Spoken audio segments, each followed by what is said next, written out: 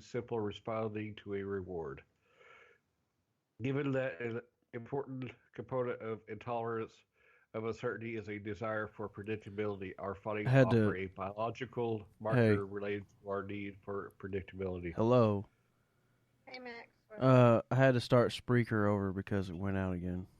I Okay. am not repeating all that. No, I don't want you to because it was boring the hell out of me.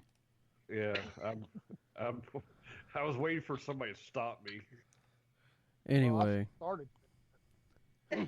this is Anyway, episode that goes. 31 of Paranormal Social Radio, and we've been having power and internet issues because of the storms moving through. But It's true. we should be okay. Yeah. That shows. We're happy for you. Yeah. Oh man. Anyway, what I was fixing to say, that just proves right there that fear is only a mental state. It's not real. Yeah. It's not real. It's a reaction. Exactly. hmm That's true. Definitely. So you What do don't. you think? So from what he was reading, you don't think that it's that fear is real. It's real to that person. Well, It's all in their mind. I mean, it's just a mind game, very right? real to that. Well, Yeah. of all Some of us, people fear a lot of stuff, and some I people was are gonna, like, don't fear nothing. It's all in their of mind. all of us, Yeah. of I all don't, of us that get scared, Max is the sissy next to Dustin. These two guys, these two guys run. I'm like, are get you out of the way. kidding I'm me? going in. Oh, come on. I don't ever run. Oh, you don't run, but you just don't. You freeze. I freeze. No, I don't. I actually try to You check out don't. what's going on. People who don't ever want to go Yeah. do anything is Menifee. Yeah, whatever. I do believe that me and you are the first ones to jump up and run to whatever's making the noise and to find out what it is. With him behind you. Huh? Yeah, with Menifee behind me. I No. haven't gotten really scared Now- yet, so I don't now know I- what I would I do. could prove Max is no sissy because it shows on the video when that light came on, sandwich and all, he hauled butt Oh, up yeah, I those was the stairs first person there. and ran straight down the hall eating his sandwich. What are you talking about? At the Victorian or where? No, at the old hospital. It Oh, was, okay. we were sitting down there watching DVR because we were actually taking a dinner break. And who was behind you? Josh. You better go look at that video. Okay. I will. Me and Josh are the first two there. Then everyone else showed up like 5 minutes later. Whatever. Okay. Josh might have been right behind you, but I was behind you somewhere. You were walking. I get scared, but I haven't gotten scared to like enough to run from anything yet. I've never That's ran from fine. anything. I don't think anybody in our group has I ever have. You're ran stupid not away. to sometimes. I don't think anybody in the group's ever ran away from anything. We've ran to what was Yeah, people who are in the group now have never ran from anything, but people who Dustin. were in the group before, they did. Dustin has. Hey, but I'm on TV or radio. Dustin's baby. ran. Yes. My, my, my first Sorry. investigation over at the plantation, when the equipment box slid across the room, he came running upstairs. Somebody has got to come down here with me. Really? I'm That like, would be dude, that would be Yeah. creepy. It really See, would. but that happened to me and him at the old plantation back in 2013. yeah, it was the. It was Well, it didn't before go that. sliding across the floor. What happened was the extension cables inside the tote like bounced out. Yep, there he is. Uh-oh. That's Can't, sad. we He can't talk must have about heard it. us talking about. Hey, homie. Hang on, I'm almost ready to hop in the Closet Studios. Well, real quick, Sissy right Tony is trying to say that you're scared of stuff and you run away. Yeah, he's calling you out. What's up? Tony's a girl. He said at the old plantation you were by When yourself. when the and equipment something slid box. across the floor and you ran. I need Okay, somebody to down here with me. that particular night, I may have. The only time that I froze up at all that Tony is referring to was when we were at the nursing home. Go in there. Yeah, But I it was an standing issue. there trying to wait and see what was going to happen and trying to like think about it because it kept happening.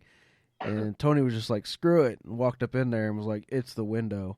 I was like, "Well, okay," but I mean, I was just trying to stand here and not just walk up in there on it if we were actually like having something happen. But Yeah. he's just like, I'm just going in. Excuses. Hey, how many investigations have I been on compared to you? Excuses, right? He's probably been on a lot more. You know than I I was have. messing with you. Yeah, I've been on 300. Count. I have not counted any. That's funny. I lost count after like 250. Hang on, let me plug my computer back in. Battery's getting low. I remember I had someone ask me that one time. How's that even possible? How could you go on that many investigations? I said, well, when you have 1 to 2 every single week, it's kind of easy. Yeah, but there for a while, you guys were doing like 2 or 3 a weekend. Yeah, it was insane. We had one Friday night, one Saturday night, and one Sunday night. Yeah, we did that a few times. I remember that because me and Dad and everybody was like, "How the hell are they doing that? That's too much evidence," you know. Yeah, it sucked. There was a lot of stuff to go over. Especially with just me and Max going over everything, but Max has went over most of it. Yeah, it's Whew. horrible. Sorry, I don't have my cool light and everything set up tonight. I'm And- kind of in a hurry. And I actually found this. I found this the other day. I was digging through old storage stuff and found my old recorder from the very first one that I had when we started the team, and it's only, headphone and microphone jack. So I've had it plugged in. With these cables and this cable, there, and then these into the board. And I've been transferring all the audio, and you have to sit and actually let it play all the way through. It takes Real forever. time. Yeah, Real so time real time transfer, and I've been dealing with that for the last 3 It days. does take a long. And the other day, a 4-hour and 8-minute investigation. Oh was no, 10 minutes. it was 4 hours and 21 minutes, and I got it to 4 hours and 8, and the program crashed and didn't save anything. Oh no. So I had to start it all over. He so- was mad. So I could only do called 2.5 him, he was hours at a cussing. time. Ow. Did you get it all done, Max? Yeah, I've still got 6 and 7 hours of straight to go through. I mean, I've got a couple of like 45-minute recordings on there, and then I think I've got some like hour and a half, 2 hours, and then there's some that are like 6 and 7 hours. Dang. To where it was just hit record and left going. Yeah. So Hmm. yeah, I'm gonna get it all transferred, and when I finally do, I'm gonna actually start going over it again. Probably So, good. Dustin, I was just talking about how they kind of did studies on fear in the brain, and they kind of said that people who had more fear had more gray matter in their brain. So it kind of proved that fear is in the mind. Huh. What do you think? I could see that. Yeah. Your fear is in your mind because ultimately you face it enough times. Like, take Yeah. me for instance. I used to be terrified of heights. I got a job where I worked on heights. Guess who's not scared of heights no more? You know what I mean? Yeah. Yeah. Well, you can desensitize yourself by exposure. Yeah. Yeah. And Right. that's what it was. I mean, you're 100 foot, 50 foot off the ground, you know? You get over it real quick. Right. That's one way to treatment for like post traumatic stress disorder is to desensitize the person to repeated exposure. So Yeah. Makes sense. What are you scared of, Mac? What am I scared of? Yeah. I haven't seen anything Um, he's scared of. Snakes. The only thing that I'm actually scared of, like that I actually have like a legit fear of, is dying. That's it. Really? That's it. Why? Why? Yeah. Because I don't know that Why what not? we're doing is real. We're trying to prove Not it. because of you mean but- not because of pain? It's not a No, pain no, thing? it's not a pain. Well, I mean, I don't care for pain. You know what I mean? But I mean, I have a high tolerance for it when it comes to certain things. But, In other words, you're just not ready. yeah, not at all. Yeah. I'm really not Are you- ready. Because I I really actually want to understand. be here for my kids and my family and stuff, and I feel like there's still a lot more things that I can do in my life, and now just ain't the time to That makes kick it. sense. Well, speaking Right. with pain and death, how about this next one? Humans will merge with robots to become cyborgs in the future. I wouldn't do that. I don't think so, dude. If it can keep me eventually merge living, with I'll do it. to become an elite On race of Star cyborgs. Trek. A scientist has sensationally claimed. Who, Stephen Hawking or who? He's mentioned in here, I think. No, but Look, he is in another He's article mentioned that a we different have. story. Yeah, we have another article that's going to Nope. talk about him. So The be distinction knocking my between boy. nature and machine is beginning to blur, such as Steve AI, Hawking's a for genius. example. And in the distant future, humans will begin to adopt robotics onto their bodies, a scientist says.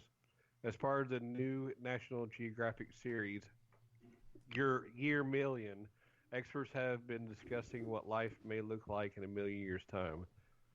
With the presence of technology in our lives continue to increase seemingly exponentially, it is only a matter of time before human-robot hybrids come to fruition. Professor Brian Greene, a theoretical physicist at Columbia University in New York City who features in the show, said that humans in the future will be unrecognizable from what we know today. Huh. It just goes on and talks a little bit more about it, but I mean, who knows? I mean, but they do. can you imagine that, like, if you break an arm or you lose the use of an arm, they replace it with a robot arm? Like $1 Million Man, Yeah. the Bionic $1 Million Man. Yeah. Or your We leg. already do some of that. yeah, that's basically know. already done. That's all. Yeah. That's And as kinda far as done. like Say as it. far as like cloning people as well, people already do that too. Yeah, it's possible. It's just highly illegal in certain places. It's medically unethical, but unethical, but it, the research is there. Yeah, because they've cloned animals and stuff. So Mm-hmm. Yeah. But So do you think in like 100 or 200 years time they'll actually have organs made by machine and you replace everything in your body? well, they kind of already think do have that as well stem too. cell.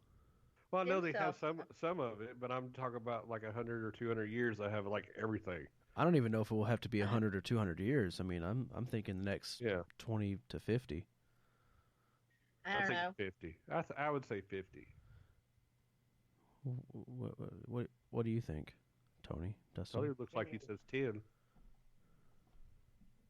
Yeah, I'm kind of know, with him.